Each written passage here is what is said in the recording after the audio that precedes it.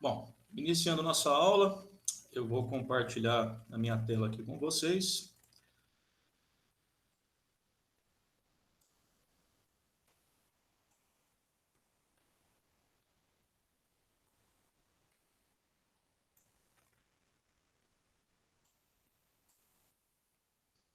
Bom, vamos lá, pessoal.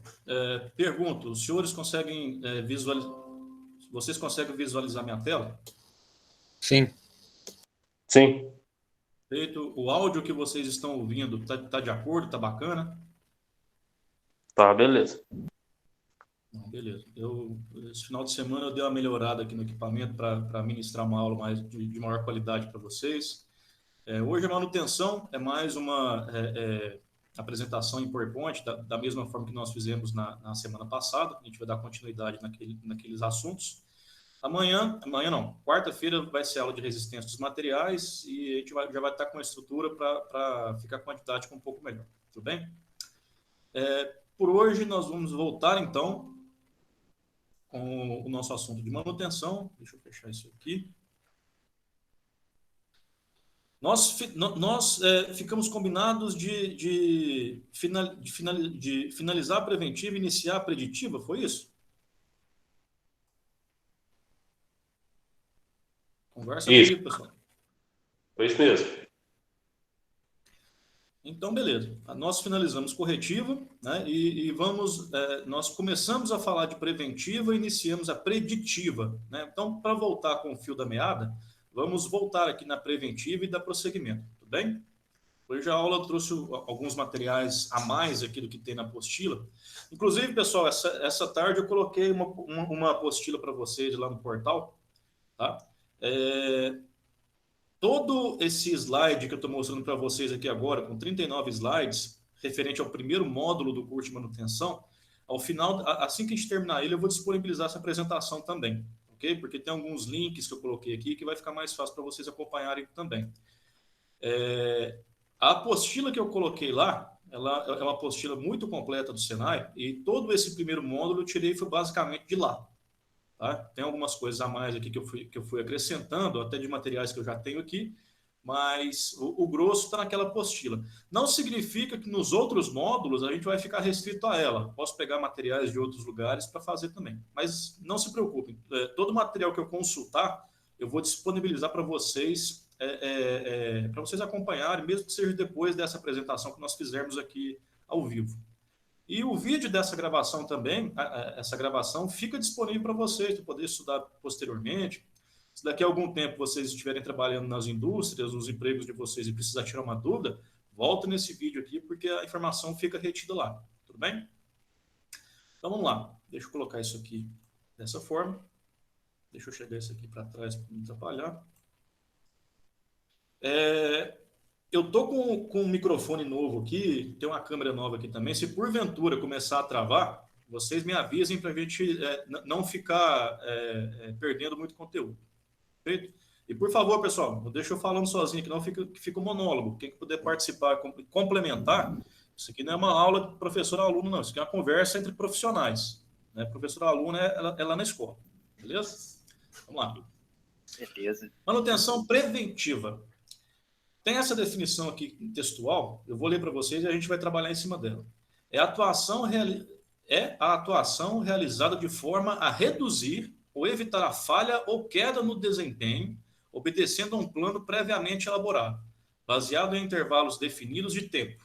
Os planos de manutenção são elaborados baseados em históricos, condições de uso do equipamento, catálogo de fabricantes com o objetivo de prevenir possíveis falhas nos equipamentos.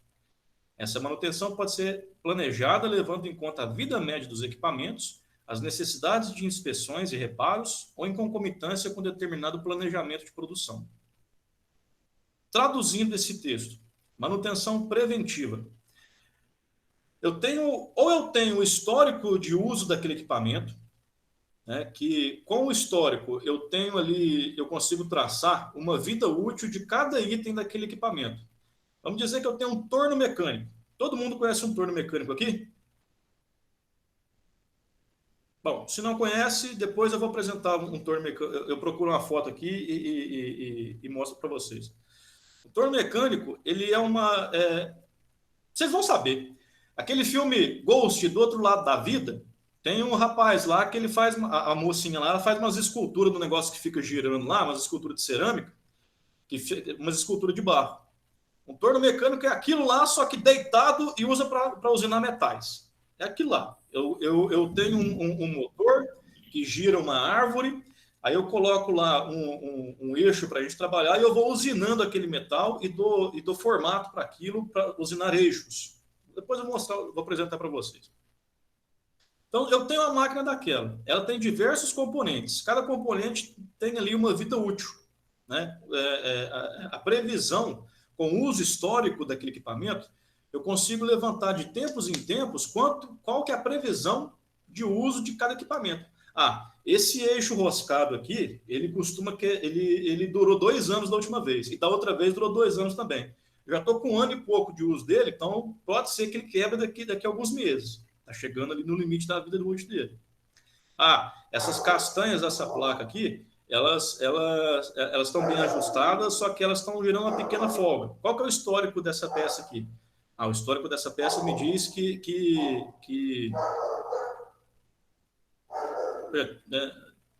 desculpa novamente, eu vou ter que selar alguma coisa aqui, mas o vizinho aqui tem cachorro, é difícil. Vamos lá. Então, com o histórico de uso daquela peça, eu consigo planejar ter uma previsão de quanto que ela vai quebrar. Então, o que eu faço? Eu faço uma programação para trocar ela antes. Eu vou trocar aquela peça antes de quebrar, porque aí eu consigo planejar o dia que eu vou parar. Falo, beleza, está na iminência dessa peça quebrar, já está próximo ao limite da vida útil dela. Sábado é um dia domingo é um dia sem atividade na empresa. Então, eu vou elaborar o meu dia de manutenção nesse domingo. Chama a equipe de manutenção, a gente troca tudo que precisar, porque a máquina já vai estar parada. Não corre o risco dela quebrar em operação. Aí eu sou obrigado a fazer uma corretiva depois. Tá? Então, a preventiva, em suma, é isso. Eu consigo traçar uma vida útil daquele equipamento, daquela peça, daquele processo ali, e eu faço um planejamento para trocar antes de quebrar. É isso. Aí, como que eu vou ter uma noção dessa vida útil? Eu tenho dados históricos da máquina. É isso que eu acabei de falar. Aquela peça ali, ela está durando 2 anos na média. Então, está quase 2 anos, beleza, eu já sei que está quase na hora de trocar.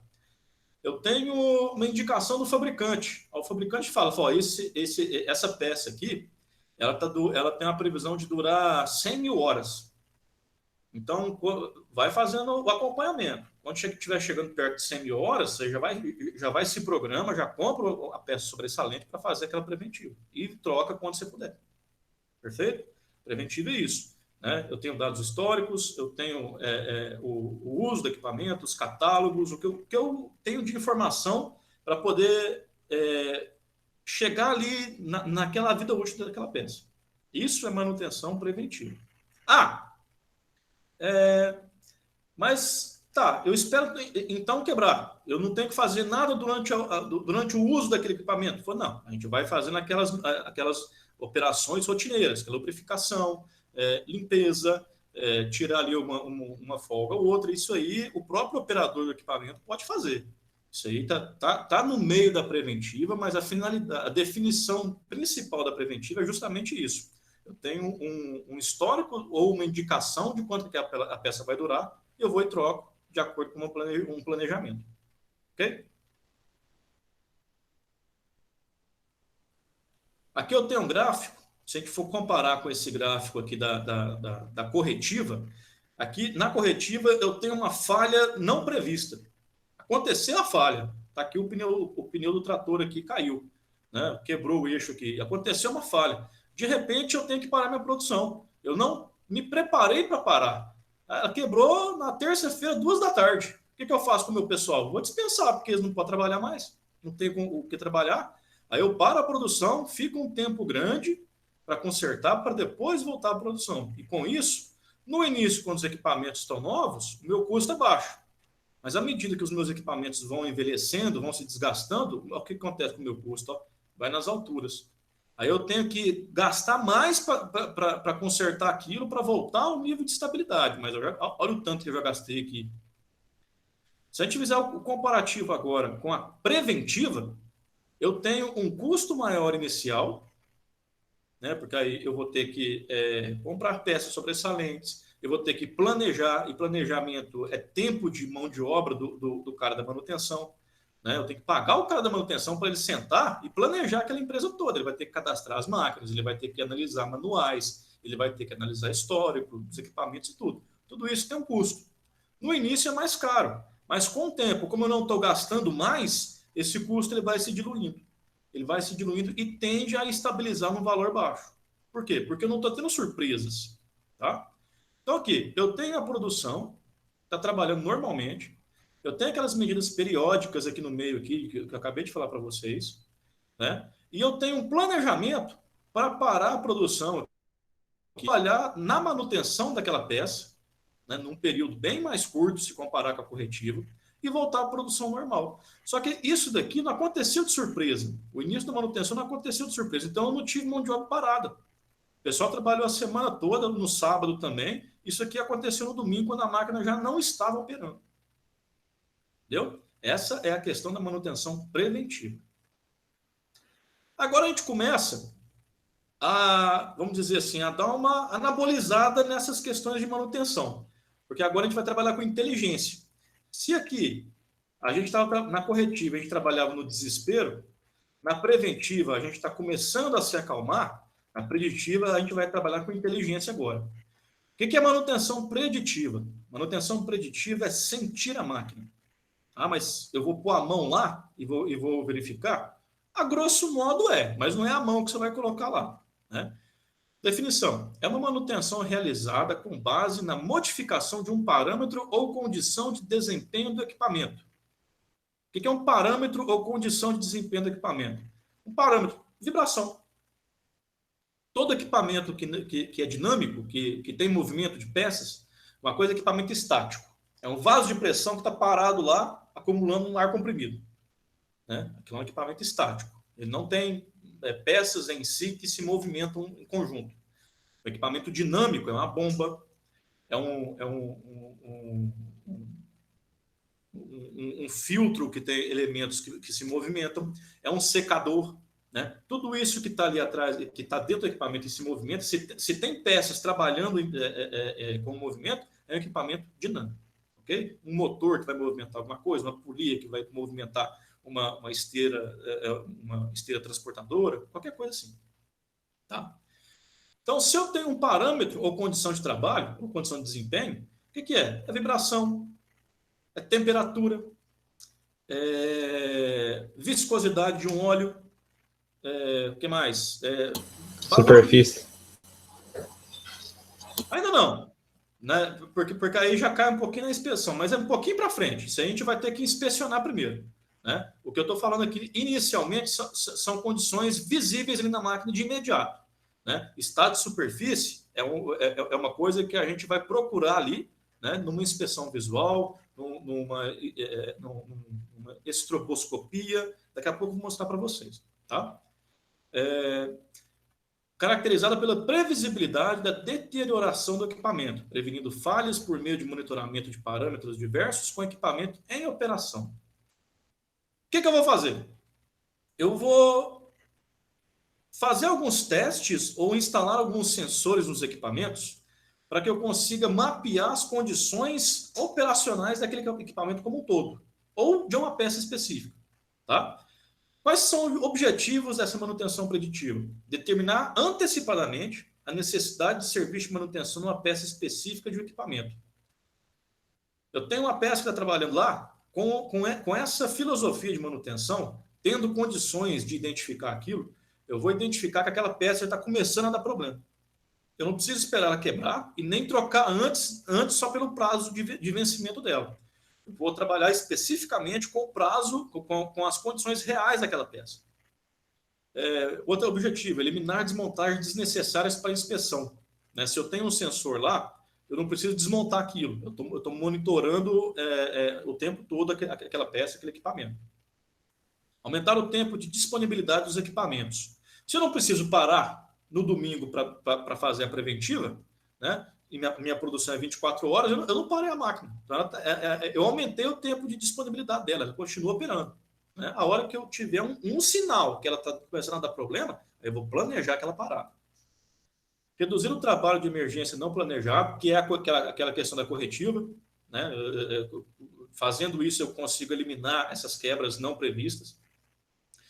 Impedir o aumento dos danos, aproveitar a vida útil total dos componentes do equipamento, que é essa questão que eu falei, né? Na preventiva, eu paro o equipamento e troco a peça antes dela quebrar, porque eu tenho a previsão que ela vai quebrar. Só que ainda tinha uma gordura para queimar naquela peça, porque ela estava funcionando, ela não chegou a quebrar. Nesse caso aqui, eu consigo analisar especificamente a vida útil real daquela peça, daquele componente. Então, eu posso aumentar aquilo ali, né? Aumentar o grau de confiança no desempenho de equipamento ou linha de produção. Se eu tenho toda a minha linha mapeada, né, eu tenho toda ela mapeada, diagnosticada, funcionando perfeitamente. Eu sei o que está bom, o que está mais ou menos, o que está ruim nela. Com isso, eu tenho mais confiança naquela linha. Tá? Eu vou dormir mais tranquilo, porque, opa, eu sei que aquela peça daquela máquina, daquele setor está com problema. Então, eu vou lá, pontualmente, eu vou corrigir aquilo lá. Determinar previamente as interrupções de fabricação para cuidar dos equipamentos que precisam de manutenção, que é esse caso. Eu não preciso parar ela na preventiva. O meu turno é de 24 horas, eu não preciso parar aquela máquina na preventiva. Eu estou monitorando ela, eu deixo ela operando, né? Só que se eu identifiquei com algum sinal ali, eu identifiquei que ela está começando a dar um problema, eu planejo a parada, né? E eu posso determinar previamente essa interrupção. Né? Eu já viro para o cara da produção e falo aqui, daqui 15 dias eu vou parar aquela máquina lá, se programa. Se você tem alguma meta para bater, acelera um pouquinho nesses 15 dias, porque eu vou parar. Opa, 15 dias eu não consigo, não. Você vai parar por quantos dias? Não, eu vou parar por pelo menos um dia. Não, então você vai me dar 20 dias, porque essa demanda ali eu vou compensar nesses 20 dias. Dá para aguentar? Dá para aguentar. É tudo conversado com o restante da empresa. Manutenção, nessa manutenção preditiva, a gente pode analisar esse gráfico aqui. Ó. O que acontece? A preditiva ela tem 3 fases. Perdão. A preditiva ela tem 3 fases. A primeira é detectar o defeito que se desenvolve. Isso pode ser feito através de aparelhos que registram vibração, pressão, temperatura, aceleração, qualquer parâmetro que eu possa identificar. Essa é a primeira fase. Eu tenho os instrumentos instalados e eu vou identificar uma anormalidade. Identifiquei a anormalidade, eu vou para a segunda fase, que é estabelecimento de um diagnóstico. Opa, está tendo um pouquinho de vibração aqui. O que está acontecendo? Eu vou diagnosticar o que está acontecendo. Né? Fala, não, é aquele rolamento daquele eixo que está com uma folga. Ah, tá, então eu estou diagnosticando. O problema é o rolamento tal do eixo tal na máquina tal. Ok? Com isso, eu vou parar e vou ver. Peraí, qual que é o nível de vibração que está? Né? Eu posso fazer esse planejamento de quanto tempo que eu ainda tenho? Ah, pela quantidade de vibração que está tendo aqui, eu vou fazer uma análise e vou estimar que aquele rolamento ainda dura, vamos dizer, 10 dias, ou 30 dias, ou 60 dias operando. Né? Vamos dizer que esse rolamento vai durar mais 30 dias. Aí, o que eu faço? Eu vou estabelecer essa tendência que essa falha vai acontecer catastroficamente. O rolamento vai estourar daqui a 30 dias, então eu vou programar a minha manutenção um pouco antes. Tá? Isso que eu falei aqui nesse texto está nesse gráfico. Eu tenho aqui a minha operação normal. Né? Vamos dizer que isso aqui é o gráfico de vibrações. Tá? O meu nível de vibração naquela máquina, que toda máquina que trabalha vibra, o meu nível de vibrações estava aqui. Aí, de repente, começou a subir a tal ponto que o meu sensor detectou. Opa, o sensor está te falando, pô, essa vibração aqui está começando a aumentar. O que eu faço? Eu vou diagnosticar, fazer um diagnóstico. Por que está vibrando? É aquele rolamento. Aí eu analiso aquele rolamento e faço uma análise de tendência. Pô, do jeito que está, ele vai quebrar aqui. Se chegar nesse ponto de vibração, ele vai quebrar. Ah, tá, então beleza. Então eu vou fazer a minha manutenção aqui. Ok? Isso que está escrito aqui está traduzido de forma gráfica aqui.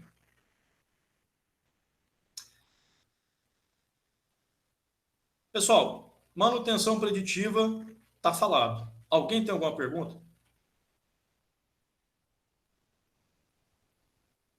Ok? Então, vamos seguir para frente. Então. Vou continuar aqui com preditiva, tá ok? Beleza. Beleza.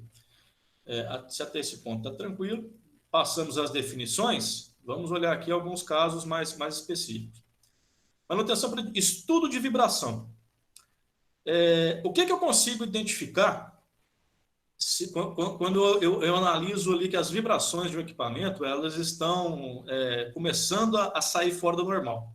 Eu consigo identificar rolamentos deteriorados, engrenagens defeituosas. Um detalhe com engrenagem e rolamento, pessoal, que é o seguinte. Isso também vale para polias também. Todos esses elementos, eles têm uma rotação específica de trabalho. Se eu tenho uma rotação específica de trabalho e durante as vibrações eu identifico que essa vibração ela está vindo com pulsos frequentes, por exemplo, eu tenho uma engrenagem que ela roda a 60 rotações por minuto. Ou seja, ela roda uma vez por segundo. Se as minhas vibrações elas começam a ter vamos dizer assim, um pique uma vez por segundo, você pode começar a suspeitar que eu deva ter algum dente naquela engrenagem que pode estar quebrado, porque aquele pique de vibração ele está sincronizado com o giro daquele elemento. Tá?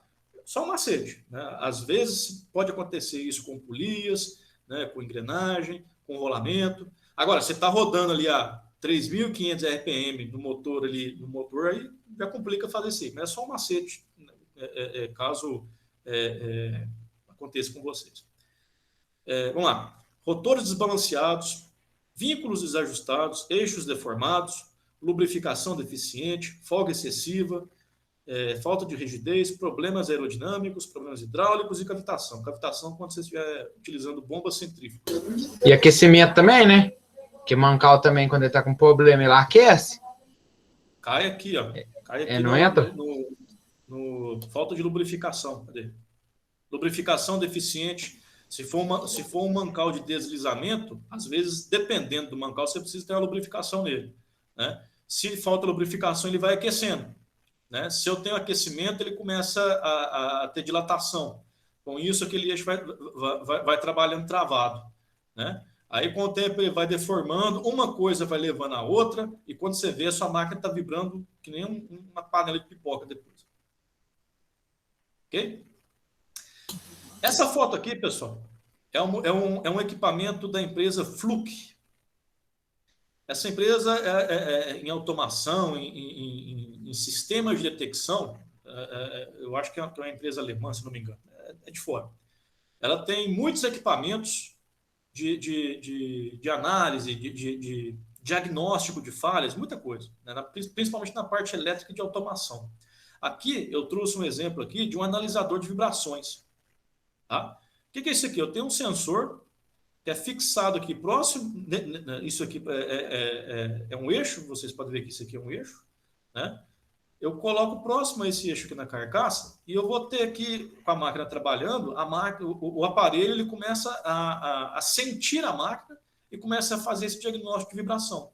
Né? Frequência, intensidade, qualquer parâmetro de vibração que eu consiga observar. Tá? Mas isso daqui é um equipamento externo. Isso aqui não fica fixo. Eu levo isso daqui para o campo e analiso ele quando eu preciso inspecionar um equipamento. Né? Vocês lembram que eu falei para vocês de sensores que ficam fixos na máquina e já comunicam automaticamente com o sistema que gerencia tudo? Né? Eu trouxe aqui para vocês, eu fiz uma pesquisa. De novo, pessoal, eu vou fazer um comentário aqui agora que é o seguinte. Eu vou trazer diversas empresas aqui para vocês, que é tudo ou empresas que eu conheço, né? Ou empresas que eu pesquisei pela internet, com o objetivo de trazer exemplos aqui para vocês. Eu acho que não é problema deixar isso bem claro, né? Que a gente não tem vínculo nenhum com empresa. Eu vou mostrar empresas aqui da região, né? A gente não tem vínculo nenhum com essas empresas aqui também. mas é só para trazer como uma forma ilustrativa para vocês. Tá? Existem diversas outras empresas, só com uma pesquisa rápida pela internet vocês conseguem localizar. Essa empresa aqui, a Traction, que eu vou apresentar aqui num link externo para vocês aqui agora, ela tem um sistema preditivo mais completo do mercado, na opinião deles. O que se trata? Eles têm um sensor que é fixado na carcaça dos equipamentos que analisa diversos parâmetros daquele equipamento. Folga, temperatura, vibração, né, parada inesperada. Se o equipamento parou e não devia parar, ele aciona lá a central e manda uma mensagem para o gerente lá de manutenção. Opa, a bomba tal parou, o motor tal parou. Desalinhamento, né, o desalinhamento é muito associado com vibração mecânica. Né? Diversos parâmetros de trabalho daquele equipamento, ele consegue captar com esse sensorzinho que fica pregado lá. Aí ele comunica através de rede 2G, 3G, né, ou rádio, qualquer outro sinal lá com uma central, que vai trazer isso no monitor lá para o responsável pela manutenção. Opa, equipamento tal está com problema assim, assado. Tá? Eu trouxe esse exemplo aqui, que foi o primeiro que eu encontrei pela internet. Vocês pesquisam aí, vocês vão encontrar um monte de outros semelhantes assim também. Perfeito? Então, vamos continuar.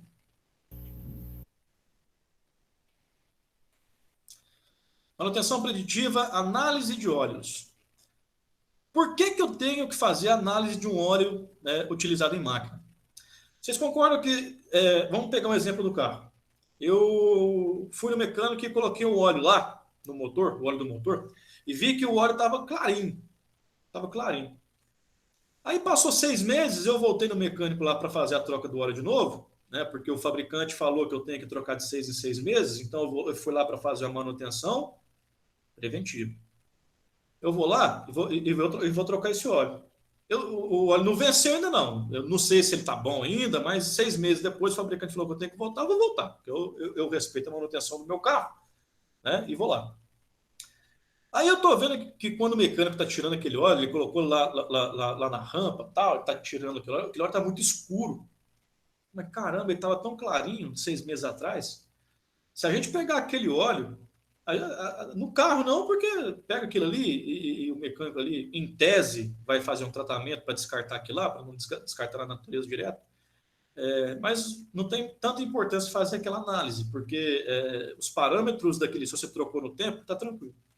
Agora, numa máquina, uma locomotiva, por exemplo, é importante demais eu analisar aquele óleo que eu troquei para mim ver como que tá os meus componentes, se estão desgastados, né? Se tem alguma anormalidade dos meus componentes observando o óleo, porque se tem algum problema em algum componente, ele deixa pista naquele óleo para me analisar.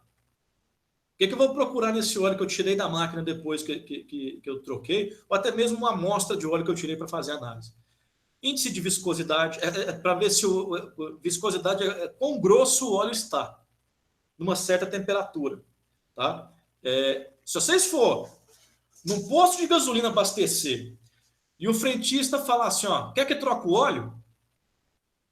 Vocês estão caindo, e vocês aceitar, vocês estão caindo num golpe. Tá? Só para deixar bem claro. Se você vai no posto de gasolina, seu carro está quente. Para abastecer, seu carro está quente. Aí ele vai falar assim, quer que troque o óleo? Aí você, desavisadamente, deixa eu ver. Aí ele vai abrir lá, vai puxar a vareta, vai fazer assim na sua frente. Fala, nossa, está muito fino o óleo, tem que trocar. Aí ele vai e te vende lá 4 garrafas lá de óleo, lá porque em tese esse óleo está muito fino. Só que viscosidade, ela é correlacionada com a temperatura.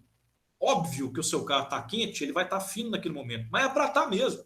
Se ele tivesse muito mais grosso, tipo um mel mais viscoso, né, ele não estaria lubrificando o motor internamente. Tá? Então, se vocês forem no posto abastecer, não cai no papo do frentista, não, porque a obrigação dele é te vender coisa. Vai tentar te vender o máximo possível.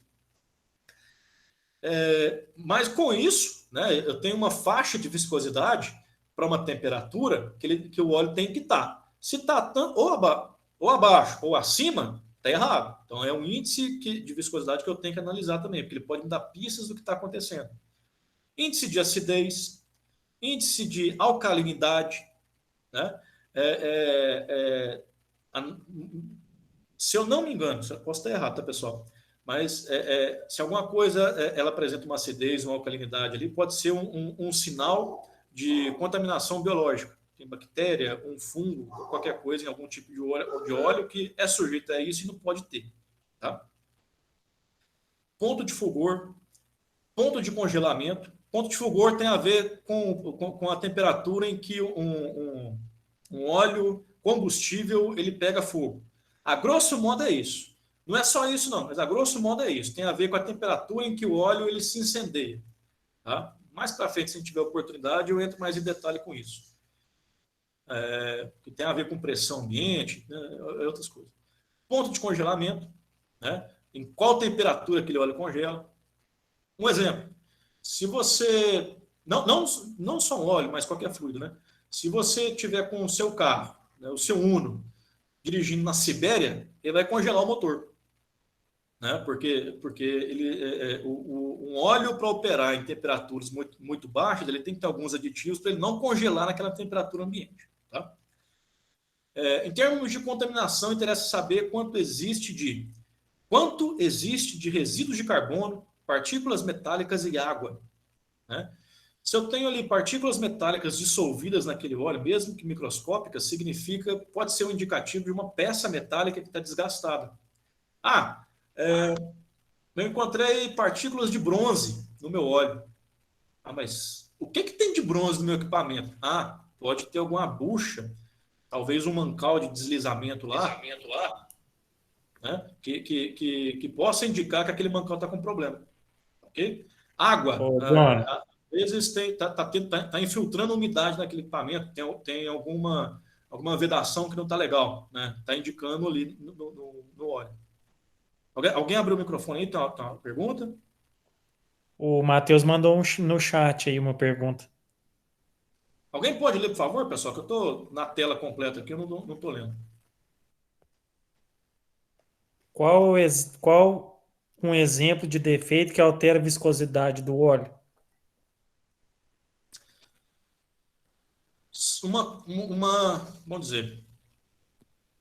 Vamos dizer que eu tenho ali uma máquina que trabalha com diferentes óleos. Né? Um carro, por exemplo, eu tenho o óleo do freio, eu tenho o óleo da direção, eu tenho o óleo da caixa de marcha, o óleo do motor. Eu sei que aquele óleo do motor, ele, numa temperatura tal, ele tem que estar com uma viscosidade tal. Se eu pego aquele óleo e verifico que a viscosidade naquela temperatura analisada está diferente do que deveria estar, eu posso suspeitar que está tendo uma contaminação daquele óleo por outro óleo. Né? Houve uma mistura de óleos ali, que não deveria ter. Né? Isso é um indicativo de viscosidade alterada. Né? Essa viscosidade alterada é um indicativo que pode ter havido uma contaminação. Tá? Esse diagnóstico específico vai depender muito do conhecimento que o mecânico tem daquela máquina. Né? Óbvio, se eu só tenho um óleo operando naquele equipamento todo, então essa contaminação por outro óleo não pode existir. Então tem que procurar outra coisa que pode alterar. Ok? Perfeito? Vamos lá. Um parâmetro da manutenção preditiva seria a análise de superfície. Isso pode parecer meio banal, mas é muito importante, porque é um indicativo de muita coisa na saúde do equipamento. Essa análise de superfície mais assim, corriqueira, é a análise visual. Eu vou chegar e vou fazer uma inspeção visual no equipamento, mas uma inspeção visual técnica. Eu não vou chegar e falar assim, não, tá bom. E vou escrever lá assim, tá bacana. Não vou. Né? Eu vou fazer uma análise visual técnica. Eu vou chegar lá e falar, o eixo tal, do equipamento tal, foi inspecionado visualmente na data tal. Foi constatado que a pintura está em bom estado, não há descamamento dessa pintura. Nos locais onde não está pintado, não existem sinais de corrosão, ou se existem sinais, é do tipo lamelar, é do tipo de pitch. Né? A estrutura visível daquela chapa de aço está com as características assim, assim, assado. Eu estou fazendo um diagnóstico visual daquele equipamento. Eu não estou utilizando ferramenta nenhuma, estou olhando. Mas estou verificando se tem corrosão, se está lubrificado, se tem empeno, dá para ver visualmente se tem algum empeno. Né? Agora, de fato, só pela visão, a gente não consegue observar tudo. Né? Então, existem outras técnicas com outras ferramentas que a gente vai conseguir fazer uma análise de superfícies mais adequada. Tá? Eu trouxe aqui endoscopia, estroboscopia e molde de impressão. As duas que eu vou entrar em mais detalhe aqui é a endoscopia e a estroboscopia. Tá? Primeiramente, eu vou utilizar um endoscópio. Endoscopia é a mesma coisa que o médico faz quando você precisa fazer um exame de esôfago ou de estômago, por exemplo. Você está com uma úlcera, né? Você vai no médico, ele vai colocar um endoscópio na sua garganta e vai descendo porque ele precisa visualizar, né, aquela úlcera no seu estômago. Né? O endoscópio industrial é a mesma coisa. Pensa o seguinte, você tem um vaso de pressão lá e trabalha numa pressão de 10 quilos. Se aquilo estourar, acaba com o seu galpão, vai derrubar o seu galpão. Então tem que fazer inspeções naquele vaso de pressão frequentemente. Só abrindo um parêntese, essas inspeções elas são regidas pela NR13. A gente vai estudar ela mais para frente. Não hoje, mas mais para frente a gente vai estudar as NRs relativas à segurança do trabalho. Pela NR13, dependendo do vaso, do tipo de produto, das condições de trabalho, eu tenho que fazer inspeções periódicas nele, de tanto em tanto tempo. Uma das coisas que eu vou observar em vaso de pressão é que, eventualmente, eu não consigo ver dentro dele. Eu só consigo ver do lado de fora.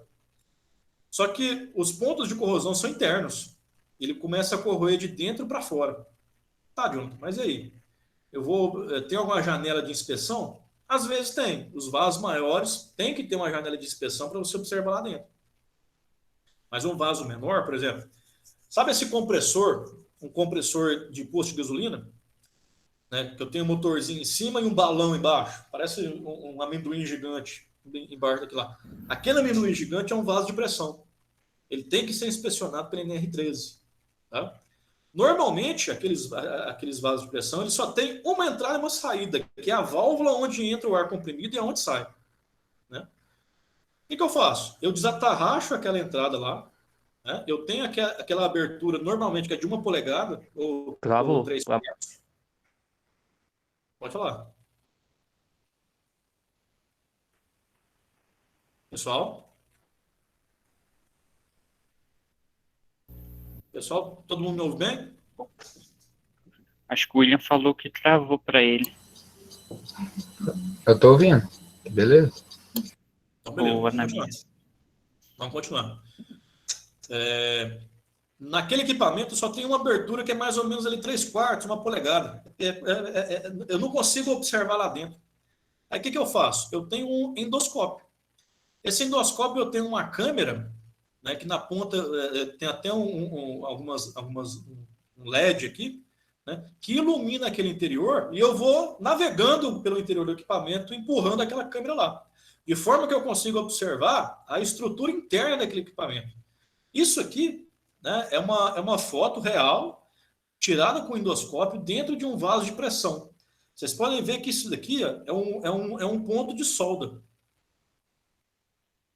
Isso aqui são 2 chapas, elas estão soldadas pelo lado de fora também, né? E aqui a gente pode ver um ponto de solda. Eu consigo ver a chapa, eu consigo ver que tem alguns pits aqui de corrosão, né? Mas de uma forma geral, tá bacana isso aqui. Tem alguns pontos de corrosão que você quer comprimido, sempre vem encontrar alguma coisa, né? Mas de uma forma geral a chapa está íntegra. Ou seja, com a endoscopia eu consigo visualizar o interno de equipamentos que normalmente eu não teria condições de verificar, tá? Agora, pessoal, eu vou pedir a colaboração de vocês para o seguinte. Eu vou trazer 3 vídeos aqui que nós vamos assistir juntos. Tá? 3 vídeos do YouTube. Né? Eu vou começar a passar o primeiro. Depois de alguns segundos eu vou parar e vou perguntar para vocês se todo mundo o vídeo está conseguindo rodar para todo mundo. Tá? Se não rodar, se tiver problema para rodar os vídeos aqui, eu vou mandar os links para vocês depois e vocês assistem individualmente. Ok? Estroboscopia. Eu vou deixar aqui o rapaz desse canal aqui explicar. Ele não vai explicar o que é estroboscopia, mas ele vai explicar o princípio de funcionamento, que depois eu vou detalhar mais para frente. Tá? É um videozinho curto, acho que são 5 minutinhos só.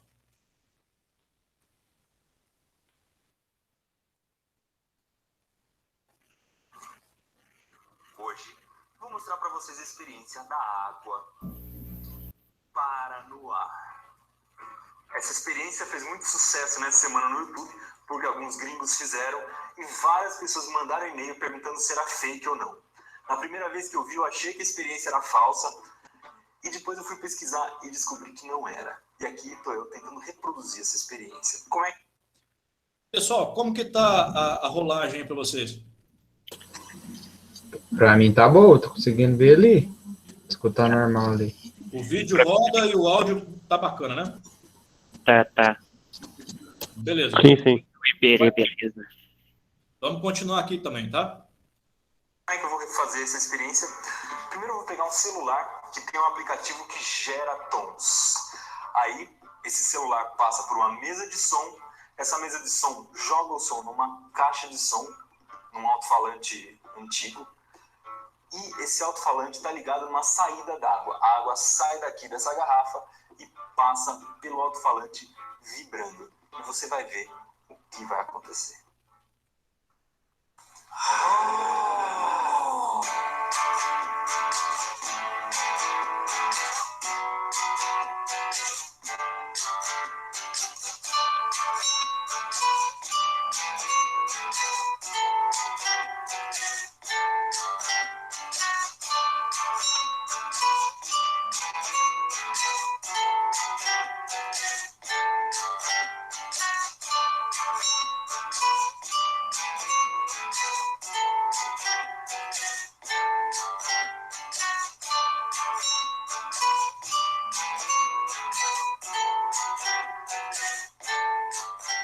Então vamos entender o que aconteceu nessa experiência. A água não paralisou de verdade. O que acontece é que a câmera filma ela sempre na mesma posição.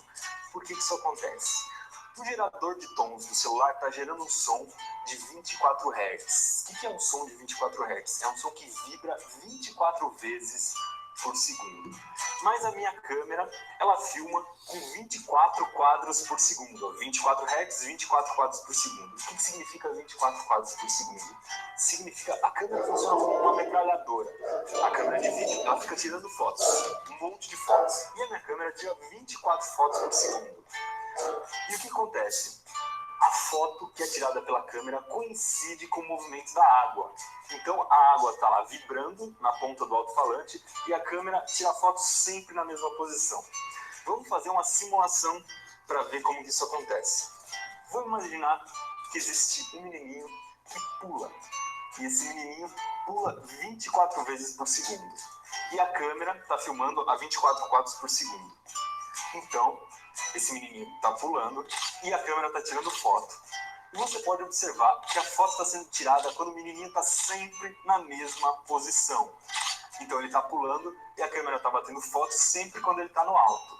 Quando a gente vai assistir o filme, vai dar a impressão que esse menino está paralisado no alto, mas não está, ele está pulando. O que aconteceu foi que a câmera pegou esse menino sempre na mesma posição. E por que na hora que eu aumento ou diminuo a frequência do som, ou seja, eu aumento ou diminuo os hertz, dá a impressão que a água está saindo devagarinho ou ela está voltando devagarinho. Porque aí é como se eu tirasse a foto do menininho a 24 quadros por segundo, mas ele está pulando numa frequência um pouco diferente. Então eu pego ele cada vez numa posição um pouquinho diferente e dá a impressão que ele está pulando numa velocidade um pouco mais rápida ou um pouco mais devagar. Onde a gente pode ver isso no dia a dia? Quando a gente filma uma roda de carro girando, ou se a gente filmar um ventilador, vai dar a impressão que está girando uma velocidade bem diferente do que é a velocidade real.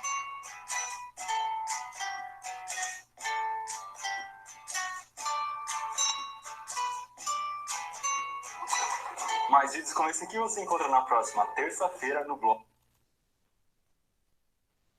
Perfeito, pessoal. A gente assistiu esse primeiro vídeo. Vocês entenderam essa questão da sincronia entre a capacidade visual da câmera e o que ela está filmando, correto? Perfeito. Sim. O silêncio eu vou assumir que é positivo. Vamos lá. Então, existe uma sincronia na capacidade visual da câmera, né, que ela grava 24 frames por segundo. FPS, para quem joga videogame sabe o que é FPS. A capacidade visual da câmera é 24 frames por segundo. Se eu estou vibrando aquela gotinha a 24 frames por segundo, obviamente que eu vou captar ela sempre no mesmo ponto, porque está sincronizado. Se eu adianto, eu tenho aquele fenômeno lá que ela começa a andar na câmera lenta para frente. Se eu recuo, ela faz uma câmera lenta para trás. Mas, na verdade, ela não está...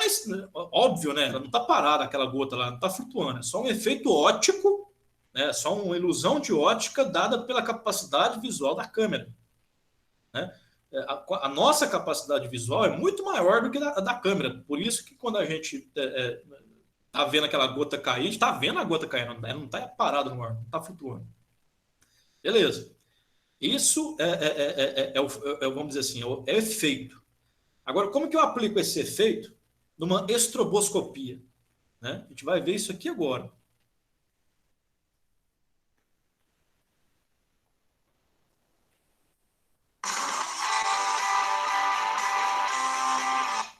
O que é esse vídeo aqui? Tem esse professor que ele fez o seguinte. Aqui eu tenho um alto-falante, tá? Esse aqui é um jarro d'água, tá uma mangueirinha de água aqui, tem um alto-falante que está ligado na trapezonga aqui, que vai vibrar no mesmo esquema que o rapaz lá do Manual do Mundo fez. Vai vibrar, é a mesma montagem.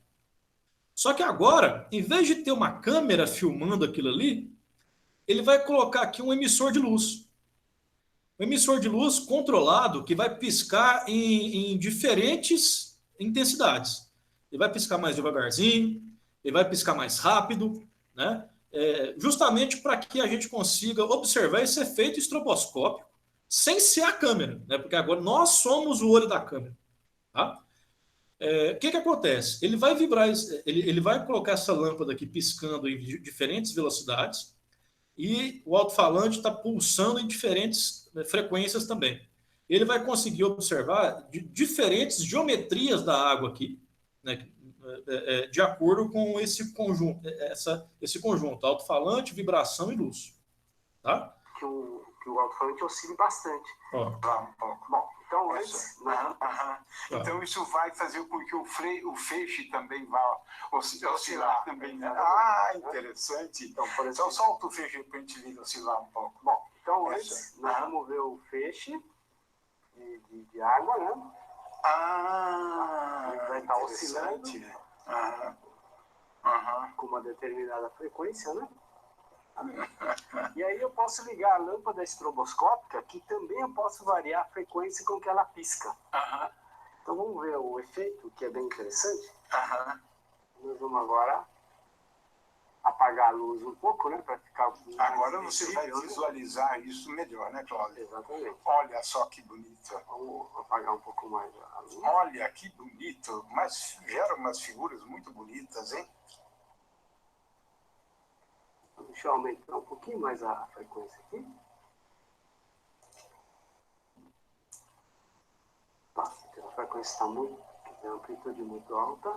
Olha que interessante, lindo. Nossa. Nós podemos fazer, né, a onda, né, na água e fazer praticamente a onda parar, quer dizer, a água parar. Inclusive, dependendo da frequência com que eu pisco o estroboscópio, eu posso, por exemplo, olha só, se aumenta a amplitude aí, né? O filete de água subir. A impressão que eu tenho agora é que ele está descendo bem. Muito bonito mesmo. Agora ele está... Beleza. Já deu para entender como que funciona esse estroboscópio. Aí o que a gente faz? Beleza. Muito educativo, né? Didático, né? O pessoal lá do Manual do Mundo até recomendo, tá, pessoal? O canal do Manual do Mundo é um dos melhores do Brasil. Até já ganhou prêmio até internacional em ciência. É muito bacana mesmo. Tem muita coisa interessante lá. Nossa, eu estou inscrito lá há muitos anos já. 2, viu? Nó.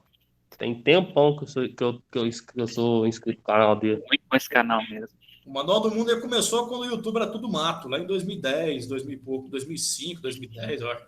E de lá para cá, cara, eu assisto, sou inscrito, assisto lá direto, porque tem muita coisa interessante lá. Tem uma série lá de um submarino que eles estão construindo, um submarino real, né? Recomendo. Muita hora submarino, eu vejo também. Recomendo. Sim, legal pra caramba. Então, vamos lá. Como é que a gente sai ali, então, do entretenimento, do laboratório ali, né? E aplica isso na indústria? Porque se eu não posso aplicar, para mim não importa. Eu tenho que aplicar isso de alguma forma para melhorar a minha vida na indústria, né? Ah, tá. Eu vou aplicar a estroboscopia para analisar rotações de eixos. Vamos dizer o seguinte: eu tenho ali um motor, né? O pessoal da elétrica. Quem é o rapaz que está trabalhando com elétrica há um ano e pouco? Por favor, se manifeste. Tem dois, o Guilherme também é eletricista. Pois O Reinaldo Guilherme. Pessoal O da Guilherme não estava na última aula, não, o Guilherme, por isso você não conheceu ele, não. Beleza. O pessoal da elétrica me ajuda, então. O motor que gira a 1.750 RPM, ele tem 2 ou 4 polos? Se não me engano, é 4 polos. O de 3.500 RPM é de 2 polos. De qual? Eu não escutei. 1.750 RPM. 4 polos. 4. E o de 3.500 é 2, né? 2. Perfeito. Então, beleza. Eu tenho um motor lá de 2 polos, que eu sei que a rotação nominal dele é em torno de 3.500. Tá? O meu processo, eu tenho um redutor logo à frente ali, eu tenho uma esteira, uma correia transportadora, tal. Tudo isso tá de acordo com a rotação daquele motor. Como é que eu vou analisar se aquele motor está rodando naquela rotação nominal mesmo? Porque às vezes eu tenho que fazer uma correção nas velocidades, no redutor, qualquer coisa que envolva a rotação daquele motor. Eu vou analisar com estroboscopia. Vamos ver esse outro vídeo aqui, por favor. Olá, pessoal, tudo bem? Sou o professor Eduardo. Graus. Isso aqui, pessoal, esse rapaz ele está apresentando o estroboscópio, tá, da SKF. O que eu achei interessante, está logo aqui, ó, quando ele começa a fazer uma demonstração prática. Deixa eu voltar aqui. No meio industrial. Por exemplo, eu quero verificar um conjunto de de motor e bomba, onde ali o que liga essa transmissão é o acoplamento, mas eu não posso parar o equipamento. Então, com o estroboscópio eu posso apontar o meu instrumento e tentar verificar a minha máquina em funcionamento como se ela estivesse parada. Então, a aplicação é na transmissão através de acoplamentos, rodas dentadas também. Há essa possibilidade, se ele vai girar, se é um elemento de transmissão ali, com certeza você vai conseguir verificar também.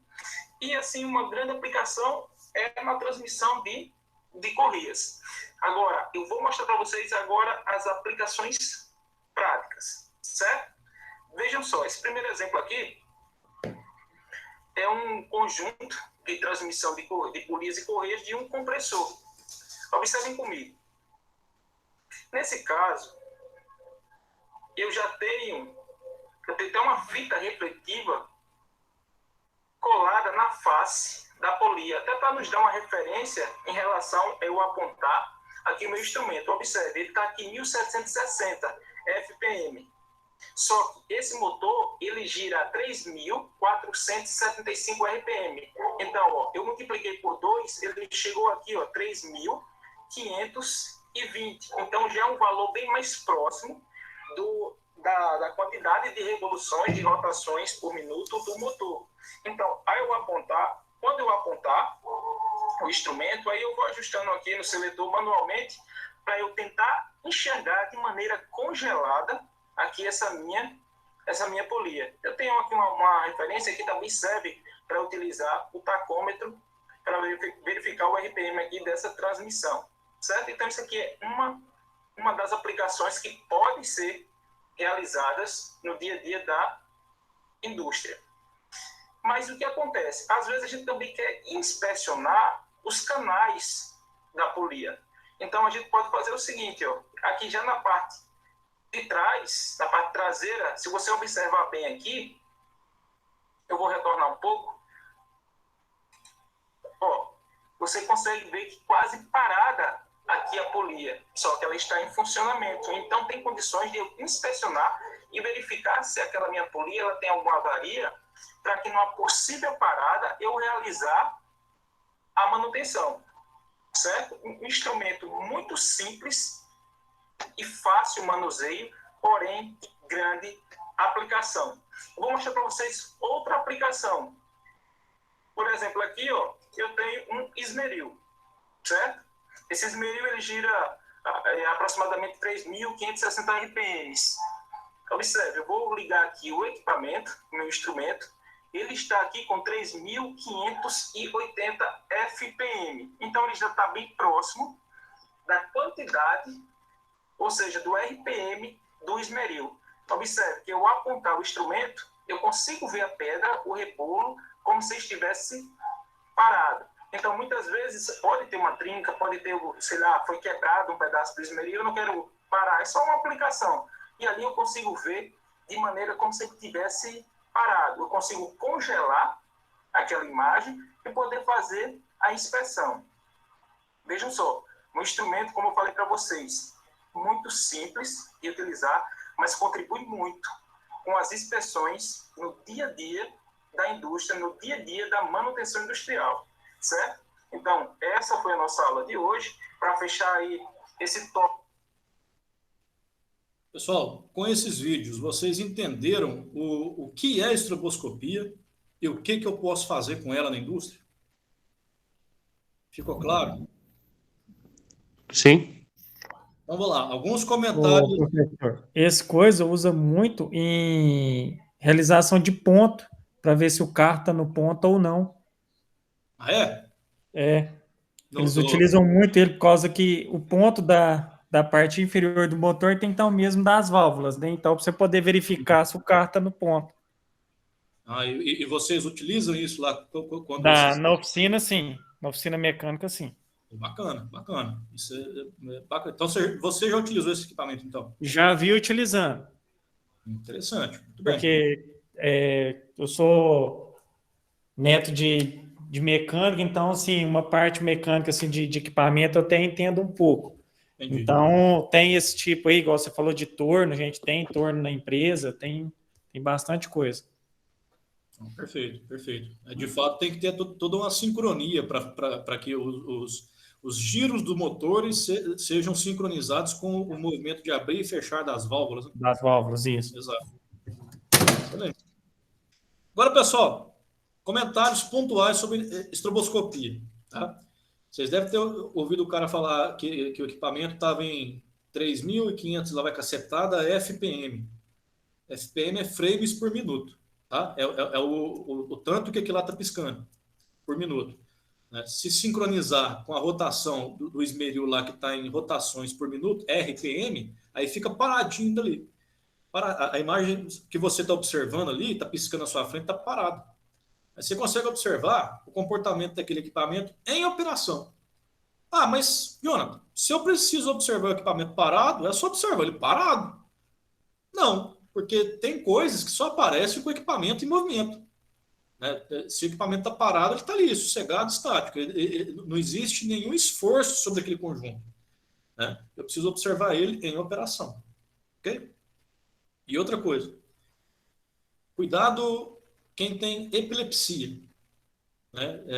Esse negócio de ficar piscando muita luz ali, quem tem histórico de epilepsia, isso aí costuma ser um gatilho para alguma crise epilética. Tá?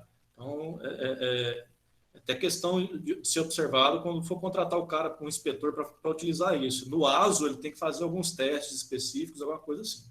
Isso no mundo perfeito, tá, pessoal? Eu sei que a gente aqui no Brasil trabalha que nem na Alemanha, tudo certinho. Tá? O outro item seria molde de impressão, mas esse aqui não é tão utilizado, não. Eu quis mais apresentar mais para vocês. A análise visual, que é a básica mesmo, endoscopia e estroboscopia, que já nessa análise de superfície dá para a gente identificar muita coisa aqui já. Ok? Próximo item, análise estrutural. Isso aqui é importantíssimo também. Se você trabalha com mecânica, você vai viver isso aqui diariamente. Análise estrutural. Por quê? Bom, eu tenho uma caldeira. Uma caldeira sem manutenção é a bomba relógio. Ela vai explodir uma hora e destrói uma empresa, o quarteirão de uma empresa. Se vocês quiserem ver o potencial destrutivo de uma caldeira que explode, depois vocês pesquisam aí no Google Imagens, caldeira explodindo. Vocês vão ver que destrói um quarteirão inteiro. Mas uma caldeira. Aqui em Guarani eu tenho uma caldeira da lavanderia bem grande, bem potente, vamos dizer assim. Grande? É enorme essa caldeira, a caldeira da lavanderia. Pois é, lavanderia, por trabalhar com calor, com vapor, esse negócio, sempre precisa de caldeira. Siderúrgica tem caldeira. Toda empresa tem caldeira, praticamente. Toda empresa de metal mecânica, eventualmente, tem uma caldeira para produzir vapor. Se você precisa, no seu processo, fazer alguma troca térmica, você precisa de vapor. Se você precisa fazer secagem de alguma coisa, por exemplo, empresas de calcinação, precisa ter uma caldeira lá para fazer a secagem de toda aquela massa que tem depois daquele cozimento. Alguém? Comentário? Então, beleza. Então, assim, aquela caldeira, eu tenho que fazer alguns testes, algumas análises nela, para mim ter uma ideia de como que ela está.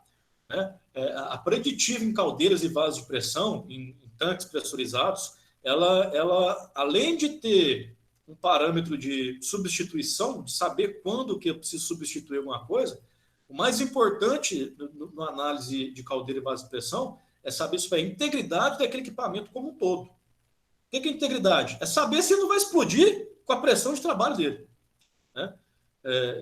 Grossamente falando, é isso. Mas falando de uma forma mais responsável, pela NR13, eu tenho parâmetros de inspeção de caldeiras e vasos de pressão, que vai variar pelo porte do equipamento, pelo tipo de produto, pela classe e categoria, está tudo lá na NR13, o que define essa classe e categoria, que vão me trazer o tipo de inspeção que eu preciso fazer e a periodicidade de inspeção, de quanto em quanto tempo eu preciso fazer. Ok? E eu verifico, com essa inspeção, não é o que eu preciso trocar, porque um vaso de pressão é uma peça única, é um equipamento estático, ele é uma chapa de aço dobrada e soldada. Não tem peça a ser trocada no vaso de pressão. Tá, tem uma válvula de segurança, tem um bocal, alguma coisa assim, tal, mas o conjunto do vaso de pressão é uma peça única. Quando eu faço uma manutenção preditiva num vaso de pressão numa caldeira, eu estou procurando saber sobre a integridade estrutural daquele equipamento. Então, eu faço uma análise estrutural para saber se aquele equipamento está em condições de operar na condição normal dele. Okay? Se não tiver, Jonathan, abri um vaso de pressão, eu fiz a inspeção e deu corrosão lá. A chapa que era para ser de, sei lá, 12 milímetros, meia polegada, está com 8 e pouco. Aí você vai fazer um cálculo de vida remanescente daquele equipamento e vai adequar aquele equipamento à nova condição. Ele estava dimensionado originalmente para ter uma pressão de 15 quilograma-força por centímetro quadrado, 15 quilos de pressão, na condição original. Agora que eu desgaste, eu vou readequar aquele equipamento para trabalhar com 10. Eu não preciso jogar ele fora. Eu tenho um planejamento para continuar utilizando ele. Por quê? Porque houve um desgaste. Mas o que sobrou ainda é utilizável. É a questão da preditiva. Eu vou utilizando dentro da minha análise estrutural do equipamento. Okay? Só que, para fazer uma análise estrutural, eu tenho diversas ferramentas. Desde a mais simples até a mais complexa. Eu não vou começar matando formiga com a bazuca. Não tem necessidade. Então, normalmente eu começo com a mais simples, que seria líquido penetrante. Todas essas análises aqui enquadram em ensaios não destrutivos. Tá? END. Ensaios não destrutivos não estão no nosso cronograma aqui da disciplina de manutenção. Tá? Mas o que eu vou fazer? Eu tenho alguns materiais, eu vou lançar lá no portal, fica como bibliografia complementar. Quem tiver interesse, quiser aprofundar um pouquinho mais, eu conhecer pelo menos, dá uma lidinha lá. Tá? Eu vou só nomear e explicar o que é para cada um de vocês. Líquido penetrante. Eu limpo a peça, Eu aplico um líquido, normalmente nessa cor vermelha, eu banho a peça inteira. Para quê? Para que esse líquido penetre nas trincas, nas fissuras, mesmo que mais finas possíveis, que eu não consigo enxergar visualmente. Esse líquido é muito fino, ou seja, ele tem uma viscosidade muito baixa na temperatura ambiente, né? Ele é bem fininho, ele vai penetrando em cada defeito que uma peça pode ter. Aí eu venho com estopa, com alguma coisa, com um procedimento adequado e limpo todo o excesso. A peça vai ficar limpinha. Só que eu não consigo visualizar o que tem aqui de falha depois que eu limpei. Só que eu falei para vocês que esse líquido ia penetrar nas imperfeições. Ele já está penetrado nas imperfeições. Eu limpei o excesso. Agora eu vou tacar um revelador, que é um pó branco específico para isso, não é um talco nem nada, não, é um pó branco que eu compro, é um revelador para líquido penetrante, e vou passar por cima da peça, como se fosse uma farinha numa pizza, assim, eu vou passar por cima da peça. O que esse revelador vai fazer? Ele vai absorver esse líquido que penetrou nas trincas. Com isso, eu estou revelando aos meus olhos as imperfeições que essa peça tem. Aí eu vou analisar, né? Essa peça, ela pode ter essas imperfeições até um limite, até um certo limite? Pode. Está dentro dos limites? Então, beleza, a peça está aprovada. Ah, não pode. Eu fiz uma solda, eu analisei ali e deu uma trinca na solda no líquido penetrante, a trinca superficial. Condena a solda e faz de novo. Por que é mais simples? Porque é mais barato. Isso aqui é só um líquido que você passa, você limpa e taca o revelador e já está pronto. É o mais simples que tem. Depois dele, eu posso utilizar uma ultrassonografia. O que eu tenho aqui? Isso aqui é um vaso de pressão, né? Vocês podem ver aqui da Atlas Cópico, que é uma marca de equipamentos muito utilizado em ar comprimido e tal. É um vaso de pressão. Isso aqui, que o rapaz, que o inspetor está acoplando aqui nessa chapa, está só encostando nela, é uma sonda por ultrassonografia. Isso aqui é o equipamento como um todo, né? Essa aqui, a pontinha é só a sonda, aqui está o equipamento. Com isso, eu consigo medir a espessura dessa chapa por ultrassom. Nesse ponto aqui que o rapaz está medindo, está dando uma espessura de 5,63 milímetros. Aí eu vejo, a chapa original era de quanto? Era de 1/4. 1/4 é 6,35 milímetros. Está com 5,63. Houve aqui uma perda, né, de quase 7 décimos de milímetro. Isso aqui está de acordo com a perda prevista para o equipamento na vida útil? Tá, então beleza. Né? Eu recalculo a pressão que o vaso aguenta de acordo com a menor medida que eu encontrar, né? E falo, o vaso pode operar tranquilamente até a pressão tal. Aí eu vou mandar, calibra a válvula de segurança na pressão indicada para trabalhar com essa pressão de operação. O que eu usei aqui? Só um equipamento. Esse equipamento aqui ele pode ser barato, em torno ali de R$1.000, ou pode ser $10.000, depende da qualidade desse equipamento aqui. Tem uns que tem memória, tem outros que medem por cima de camada de pintura, que é o caso aqui, você está vendo que ele não descascou nem nada, né? E tem outros que é mais para sapecar mesmo ali, que é só para ter uma ideia, custa R$800, você compra no Mercado Livre. Tá? Mas agora eu preciso de um negócio mais assim, de responsabilidade, John. Eu posso utilizar ultrassom. Né? Esse ultrassom aqui é mais simples, mas eu posso utilizar um ultrassom mais complexo, com um equipamento mais poderoso. O que esse inspetor está fazendo? Ele está medindo um cordão de solda por ultrassom, solda em tubulação de combustível. Eu tenho que ter uma maior responsabilidade nessa tubulação, porque se ela vazar, eu vou ter contaminação de combustível em qualquer lugar. Imagina um geyser de fogo brotando aí no meio ambiente. Né? Então, o que acontece? Essa sonda, ela passa sobre o cordão de solda, e se ela encontrar alguma imperfeição, ela vai mostrar em forma gráfica. Opa, aqui tem um vazio, aqui tem uma trinca. Né? De acordo com o perfil desse gráfico, o inspetor treinado ele vai saber identificar qual que é a falha que tem naquele cordão de solda. Ok?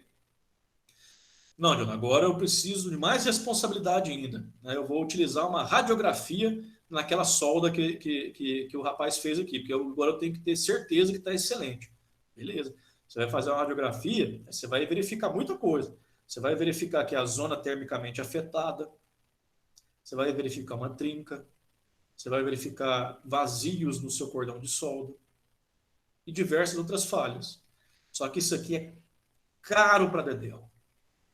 Tanto é que em equipamentos que precisa fazer radiografia, existem lá algumas especificações que você faz por amostragem. Um exemplo, aqueles tanques de combustível que eu falei para vocês que eu projeto, 40 metros de diâmetro, 20 de altura, que tem refinaria, aquilo lá é tudo de chapa soldada. Eu não vou conseguir radiografar, eu não preciso radiografar todas as soldas daquilo lá, porque senão só a inspeção vai ficar mais cara que o próprio tanque, que a própria chapa. Então, eu faço uma inspeção por amostragem. Eu vou na norma, e a norma fala de tanto em tantos metros quadrados, ou de tanto em tanto metro linear de solda, você tem que ter 1 ou 2 ou X pontos de medição por raio-x. O resto pode ser por ultrassom. Okay? Então, assim, depende da sua... A análise estrutural você vai fazer dependendo do que você precisa. Bom? Eu vou deixar uma dica para vocês fazerem aí. Pesquisa depois por conta própria. Chama fotoelasticidade. Depois eu vou... quem tiver interesse em dar uma pesquisadinha também chamada fotoelasticidade, vocês vão encontrar alguns modelos nas fotos com diversas franjas coloridas que representam a concentração de tensão naquelas peças. Tá? Mas isso não entra aqui não, fica só como curiosidade. Tudo bem? Vamos lá. Manutenção preditiva, a gente tem as vantagens dela. Aumento da vida útil do equipamento, controle de materiais, peças, componentes, partes e melhor gerenciamento. Né? Eu não preciso ter um estoque enorme, eu posso comprar ali de acordo com o que eu precisar. Diminuição dos custos dos reparos, porque se eu tenho menos reparo, eu tenho menos custo. Melhoria da produtividade da empresa, né? A máquina está sempre operando. Diminuição dos estoques, limitação da quantidade de peças de reposição, melhoria da segurança, porque eu tenho ali uma maior confiabilidade naquele equipamento e não vai quebrar a perna de ninguém vai se machucar. Credibilidade do serviço oferecido, motivação do pessoal de manutenção. Vocês podem ver que você viu que quem mexe com aqueles equipamentos é treinado, é bem remunerado, né? Então tem uma motivação melhor para trabalhar. E boa imagem do serviço após a venda, segurando o renome do fornecedor. Isso aí é consequência de todo um processo da empresa que trabalha bacaninha. Uma dica, pessoal. Quem quiser ganhar dinheiro na manutenção, vai para essa área aqui, tá? Principalmente isso aqui. Mas não é pouco dinheiro, não. É bastante. Mas você tem que investir alto também. Um curso de raio-x que você for fazer, que o cara que faz isso aqui, ele tem que ser credenciado, ele tem que fazer curso em escola preparatória. Um curso disso aqui é uns 40 mil reais. Mas também ele recebe mais, isso aqui se paga depois em pouco tempo. Se você for trabalhar na indústria do petróleo, né, principalmente offshore, que é essa questão de plataformas em alto mar, se você especializar em análise de solda submersa ainda, virar mergulhador, aí você está com boi na sombra para o resto da vida. Mas, de novo, né, tem que investir bastante para ter esse retorno. Não é simplesmente decidir, tem que fazer um planejamento de vida para fazer isso aqui. Isso aqui coloca medicina no bolso. Tá? Só uma dica para vocês abrir a mente um pouquinho. Vamos lá, pessoal. Finalizamos, então, a manutenção preditiva. Alguém tem algum comentário para agregar um pouco mais? Tem alguma pergunta para fazer? Pode ficar à vontade.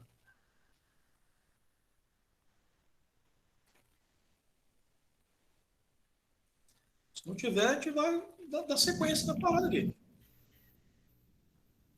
Acho que pode mandar brasa aí.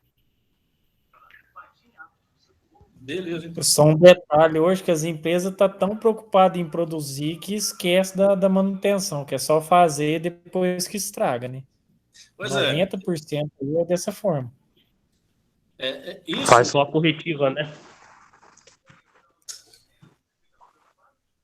Pois faz só a corretiva achando que é mais barata, mas é aquela questão, aquele gráfico que eu mostrei para vocês. No início é mais barato. né? Porque o equipamento está novo, custa quebrar, que nem carro zero. Carro zero você põe gasolina e só, né? Mas depois já começa a dar um probleminha ali, você tem que trocar uma peça, troca outra. De repente seu carro fica um mês no mecânico porque não tem a peça, aí você fica andando de ônibus ou a pé para cima e para baixo, né? Tudo isso depende da maturidade da empresa no que tange a manutenção. Ela tem a filosofia da empresa, a gerência da empresa tem que entender que manutenção é vital para a produção. Ela tem que andar casada com a produção, ela não é um entrave, né? Óbvio que enquanto está tudo quebrando, é um entrave, né? Agora, se anda junto, todo mundo casado, né? Todo mundo ali trabalha em conjunto, né? Respeita ali os prazos das coisas, o equipamento deixa de quebrar. Aí a produção começa a aumentar, você fica com mais confiança, você tem mais produtividade, você vai... Aí vem todo aquilo que a gente já conversou. Novos mercados, novos produtos, maior qualidade, né? A sua competitividade aumenta. Ok? Mas isso tem a ver com a maturidade da empresa. A empresa que o dono da empresa, o gerente da empresa entende que manutenção é custo, não é investimento, né? Ele está ocupando uma vaga de outra pessoa mais profissional. E outra, gente, oportunidade, viu? Se em algum momento caiu a oportunidade de trabalhar com manutenção, e mecânico trabalha com manutenção, oportunidade de mostrar serviço é assim, evitando das coisas darem errado, né? Se no final do ano vocês chegar para o chefe de vocês e apresentar um relatório falando que nos últimos 5 anos você tinha um custo anual de X mil reais com manutenção. Nesse ano que eu estou aqui à frente aqui, caiu 20%. No outro ano caiu mais 20%. Né? Isso é a forma de conseguir se sobressair. Tá? Bom, agora são 8h21. Vocês podem confirmar para mim até que hora vai essa aula? Eu acho que é 8h40, correto?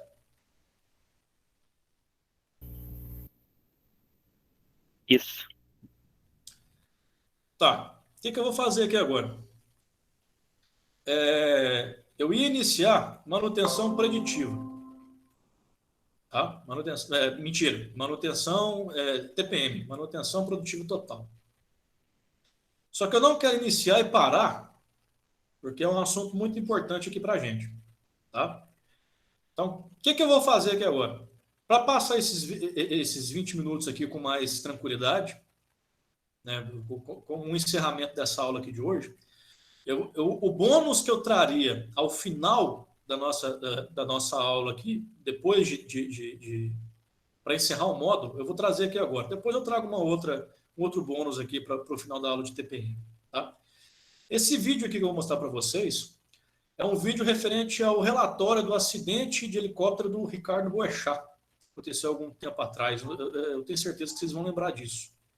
Ricardo Boechat, repórter da Band, que estava no helicóptero, caiu na rodovia, um caminhão bateu no helicóptero ainda e ele acabou falecendo. Esse vídeo vai trazer o relatório do que aconteceu. Tá? E o acidente, que se a gente pode chamar aquilo lá de acidente, ele foi causado unicamente por falta de manutenção naquele helicóptero. Como nós já estudamos aqui os tipos de manutenção, a TPM é como se fosse uma nova filosofia, mas que agrega tudo que a gente já estudou. Eu vou trazer isso aqui só para encerrar a nossa aula, ok? Eu peço para vocês acompanharem, porque esse canal também é muito bom, fala sobre aviação. O cara que vai falar aqui, ele é mecânico Aviões e música? Aviões e música, esse mesmo, com o Lito Souza.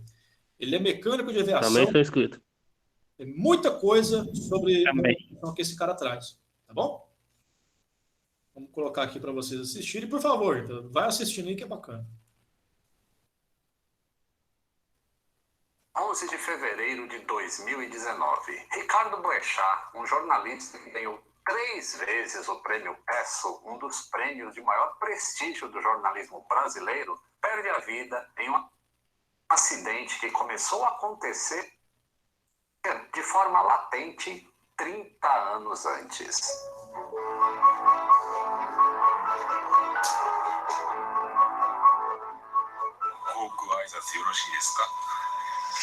Tudo bem. Pessoal, a loja do Aviões e Músicas, além de e-commerce, é agora também uma loja física e exclusiva. Faça uma visita Tem o endereço lá no site lojadoaviõesdemusicas.com.br.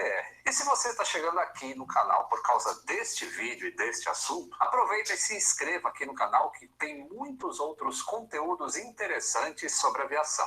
Fevereiro de 2019. Às 11h05 da manhã, o helicóptero Papatango Hotel Papagolf colide com um caminhão na marginal da rodovia Anhanguera, enquanto ele tentava pousar em emergência com pane de motor.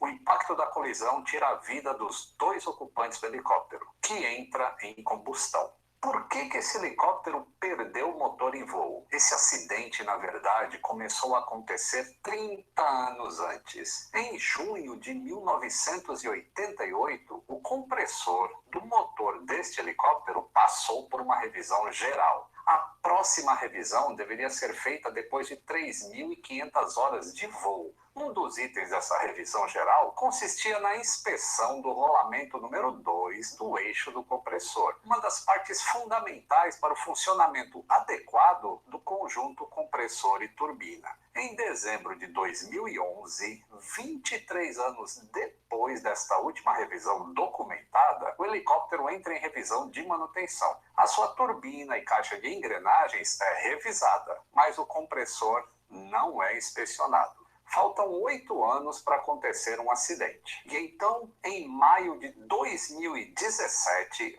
29 anos depois da última revisão, inspetores da ANAC, que é a Agência Nacional de Aviação Civil, fazem uma vistoria técnica na aeronave e a consideram não aeronavegável. Entre as diversas não conformidades encontradas, tinham diversas inspeções de manutenção vencidas. Nessa imagem aí que mostra o documento de não conformidade da ANAC, está em grifo a inspeção de 3.500 horas do compressor do motor. Os inspetores da ANAC, tão escorraçados por alguns operadores, havia quebrado o elo de uma corrente que levaria a um acidente. O helicóptero não poderia mais voar até que todas essas não conformidades estivessem corrigidas. Faltava 21 meses para o acidente. O operador então providenciou a correção das discrepâncias, incluindo a remoção do compressor do motor para a revisão geral. Um outro compressor foi instalado no helicóptero, e esse novo tinha as horas zeradas desde a última revisão. A documentação de toda essa manutenção executada foi entregue para a ANAC, que realizou uma nova vistoria técnica e liberou o helicóptero para voo no dia 9 de agosto de 2017. E então,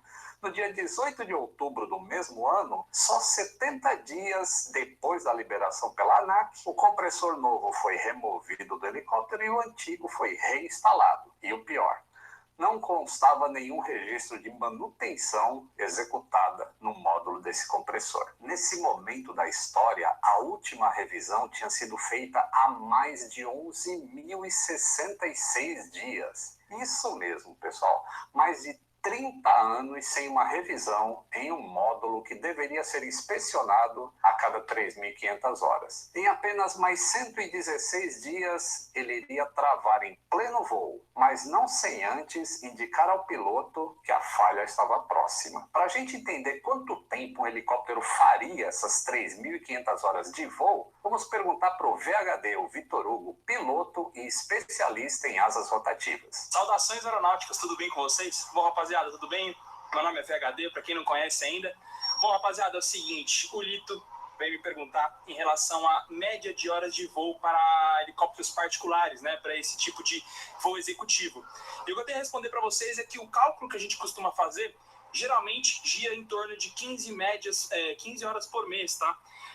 Isso é calculado quando geralmente os vendedores vão te vender uma máquina e etc. O cara que voa de 20 a 30 horas por mês no executivo é um cara que voa muito, tá? É considerado uma máquina que voa além do normal, tá?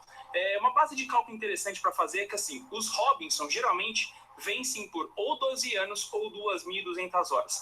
Aqui no Brasil, a grande maioria deles termina, né? Vence a vida útil dele, geralmente por tempo, ou seja, pelos 12 anos. Raramente, em raríssimas exceções, ele vence antes do tempo dos 12 anos, né? Ele geralmente vai vencer ali com 1.200, 1.500 horas, quando muito 1.800 horas voadas no prazo desses 12 anos, tá? Então, para média de cálculo que todo mundo faz, é em média de 15 horas por mês, tá? Então, fazendo esse cálculo aí, vocês vão conseguir chegar agora na conclusão do Lito em relação a horas de voo, em relação a essas peças, tá? Bom, é isso aí. Espero que vocês tenham gostado dessa ideia média aí de horas de voo. E, Litão, um grande abraço. Obrigado aí por você ter procurado a gente. E é uma pena eu estar aqui falando sobre acidente, mas é muito bom para informar vocês e que a gente sempre fique cada vez mais na cabeça essas coisas e a gente tenha mais consciência e de procurar os locais que realmente a gente vai se sentir seguro e vai passar segurança para as pessoas que estiverem voando com a gente, beleza? Tamo junto, abraços do VHD. E não esqueçam de se inscrever lá no canal. O canal voltou e eu tô alimentando ele de vez em quando. Abraço. Pois é, você vê? Essa informação é bastante interessante, porque voar uma média de 15 horas por mês significa aí que uma revisão de 3.500 horas demoraria até 233 meses. Isso dá 19 anos. Por isso que existe um limite de tempo entre as revisões, que é geralmente de 12 anos para esse módulo. A empresa que estava fazendo esse transporte de táxi aéreo não era homologada para prestar este serviço. A empresa que contratou esse serviço liberou uma nota para a imprensa dizendo que havia verificado apenas que o registro da aeronave era válido e estava com as manutenções em dia no site da ANAC. Como eu já disse em outros vídeos, não faz diferença para um acidente se a pessoa que você está transportando pagou ou não pelo serviço. O que faz diferença é que se você descumpre um regulamento como esse, quantos outros não são descumpridos? No dia do acidente, o piloto, que também era dono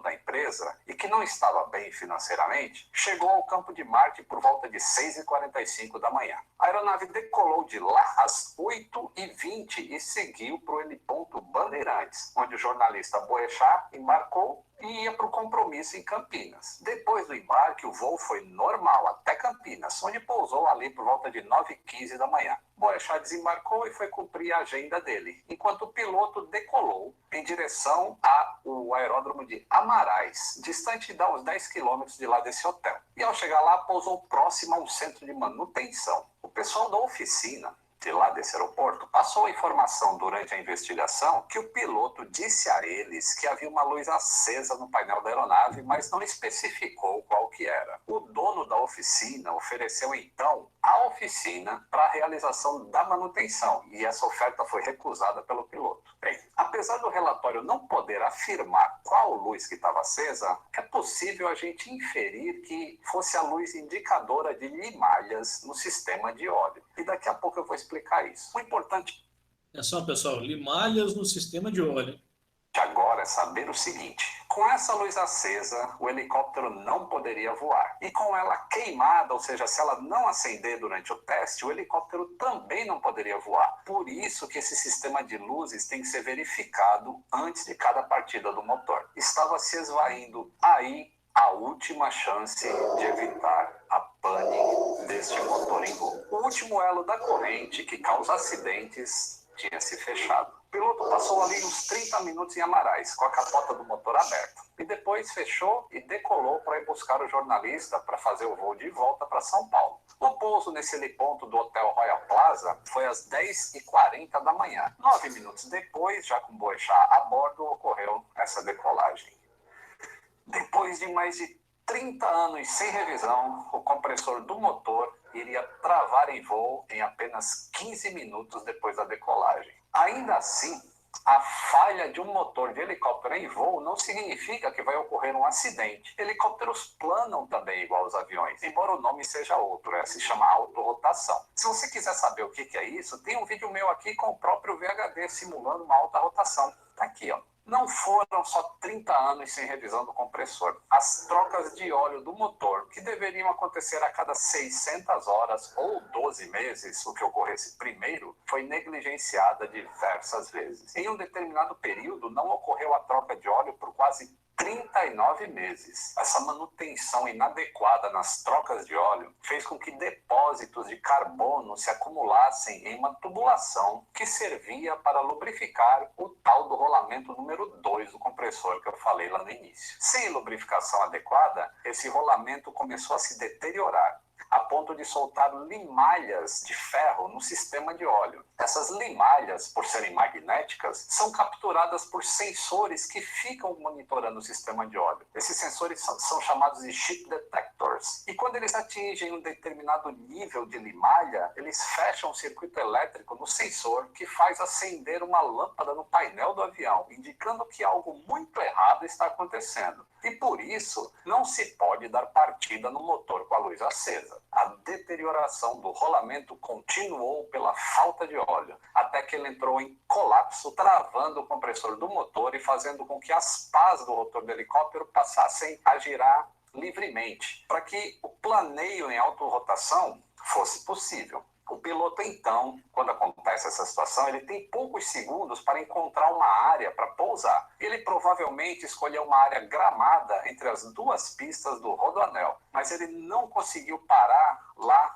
na área que ele escolheu e acabou passando entre dois viadutos tentando pousar um pouco mais abaixo. E ele teria conseguido, mas nesse mesmo momento trafegava um caminhão em sentido perpendicular na rodovia e que não teve como parar antes de colidir com o helicóptero. Aliás, ele nem viu o helicóptero. Tanto o piloto Quattrucci quanto o Boechat perderam a vida na hora do impacto. Quando o incêndio começou, eles não tinham mais vida. Terminava ali uma história fantástica de um jornalista brilhante em um acidente que estava adormecido, esperando para acontecer depois de tantos anos de regulamentos e procedimentos não cumpridos. É triste. Durante a investigação, os técnicos do CENIPA tiveram dificuldades em levantar a documentação de manutenção do helicóptero. Muitos desses documentos estavam rasurados e com numeração que não batia, a ponto de estar escrito assim no relatório. Tais informações suscitam dúvidas sobre todos os registros de manutenção do operador da aeronave Papatango Hotel Papagolf, levando à necessidade de consultas a registros disponibilizados pela ANAC e por diferentes oficinas de manutenção que realizaram serviços para o operador. Se você fica com medo de voar, depois de saber dessas informações que são públicas, inclusive eu vou deixar o link do relatório aí na descrição, não precisa ter medo. Existem diferentes níveis de regulamento para diferentes níveis de transporte de pessoas. De maneira regular, que é o voo comercial, esse que você compra passagem para viajar. Ou de maneira não regular, que é o caso do táxi aéreo. E não confunda esse nome não regular, não quer dizer que seja irregular, tá bom? Não regular é só uma maneira de dizer que não ocorre diariamente, não é um transporte regular para essas mesmas rotas. Então, depois desse acidente e da nota da imprensa da empresa que contratou o serviço de transporte, a ANAC disponibilizou um aplicativo chamado Voe Seguro, em que você coloca o prefixo do avião que você vai voar ou a razão social da empresa que você está contratando. E Bom, pessoal, o finalzinho do vídeo aqui é mais essa parte burocrática da ANAC, mas deu para perceber, né? Deu para perceber. Olha o tempo que a mais que esse rolamento trabalhou, a mais do que estava previsto naquela manutenção das 3.500 horas. Né? Olha, e mesmo assim, junta ainda troca de óleo ineficiente, o sinal de luz que apareceu lá na troca, no painel, né? Todas essas irregularidades culminaram lá na frente, fizeram força para acontecer o acidente que aconteceu, o acidente que infelizmente levou o Boechat. Tá? E quis trazer esse vídeo aqui para óbvio, né? Nenhum de nós provavelmente vai dar manutenção em helicóptero algum dia na vida ou em aeronave, mas os conceitos são os mesmos, né? Todo esse protocolo, os procedimentos, a disciplina para fazer o que precisa ser feito na manutenção. Se não faz, aquilo ali vai acumulando até acontecer uma fatalidade. Perfeito? Eu sei que tu não sabe o que eles falaram nos primeiros dias lá. Conta aí, Will. Oi? Conta aí o que eles falaram que vocês iam fazer. Não, é porque no dia da inauguração do Cefet aqui em Campo Belo, o vereador foi dar entrevista, né, e tava eu e mais 2 colegas, todos dois hoje já não tá no mais. E o vereador virou e falou assim: imagina esses jovens mandando robô para Marte. Ah, pra quê? Isso aí foi motivo de piada pra gente. Já começou foi a rir na cara dele. E você acha que vocês deveriam ter ido ou não? Ué, da maneira que ele contou, ele todo emocionado, chorando, né? Entre aspas, sei lá, tipo assim, um falso choro. Foi o motivo, né? Aqui, ó, vou fazer um comentário aqui, porque assim, eu tenho que ter responsabilidade das minhas palavras, porque eu não presenciei, né, não vi e tal. Uma coisa é política, tá, pessoal? Né? Política, discurso e tal. Só que se vocês for pensar, é aquilo que eu falei, né? Ampliar os horizontes. Por certo que não tem ninguém ali com menos de 20 anos mandando foguete para a NASA, né? Mas existem instituições que pegam gente jovem e elaboram projetos espetaculares. Quem entra no ITA hoje tem 18 anos de idade. Entendeu? O ITA é excelência mundial em ensino de engenharia aeronáutica. Né? É fácil entrar? Não, é difícil. Não, no ITA não. No IME, o Instituto Militar de Engenharia. Militar de Engenharia também é difícil. Fácil. Não. Assim, uma vez eu peguei umas questões do IME para ver se eu conseguia fazer, eu saí machucado, porque não dá, é complicado. Agora, tem gente que entra, e tem gente que entra com 18 anos de idade. Né? Tem gente que se prepara desde que é uma criança, praticamente, para chegar nesse momento. Tá certo, o vereador ele se emocionou, né? É uma conquista para o município ter o Cefet em Campo Belo. Gente, isso é espetacular ter um Cefet na cidade. Né? Saibam filtrar essa questão ali do empolgamento e tal. Mas, Jonas, mas você via que aquela emoção não é uma emoção verdadeira. Tipo assim, sei lá, um sarcasmo que era só para, sei lá, aparecer na frente das câmeras, entendeu? Só para, tipo assim, se dizer, eu tô no meio desse projeto, eu ajudei esse projeto a acontecer. Mas você percebia que aquilo ali não é uma coisa verdadeira. Criança bonita tem um monte de padrinho, né? Então... Bom, pessoal, já deu nosso horário aqui, agradeço para vocês. Quarta-feira a gente volta com resistentes materiais, tá? E esse módulo de mecânica aqui a gente finaliza na próxima aula, se não me engano é sexta-feira. Aí eu já deixo alguns exercícios para fazer no final de semana, ou quando tiver oportunidade, tá bom? Ô, Jonathan, só um comentário à parte fora desse assunto, mas o alfabeto fonético você sabe de cor, né? Porque tava falando ali, você sabia de cor sorteado. Aquele é o nacional, né? O Alfa, Bravo, Charlie, Delta, é o nacional, é o internacional. Internacional. Minas usa o alfabeto brasileiro, que é AFIR, Bala, Cruz. Né? Mas isso aí é outra coisa. Valeu, gente. Boa noite para vocês. Tudo de bom. Boa noite. Boa noite. Até mais. Até mais. Boa noite. Não, William, você sabe que aula é agora? Acho que agora é 8h55. Se eu sei qual aula é? Eu sei que é a outra lá, aí, sei lá o que, acionamentos. Automação industrial. Automação industrial. Automação industrial, acabei de olhar aqui, ó. Queria te olhar de novo. Então tá, valeu. É isso mesmo. Automação industrial.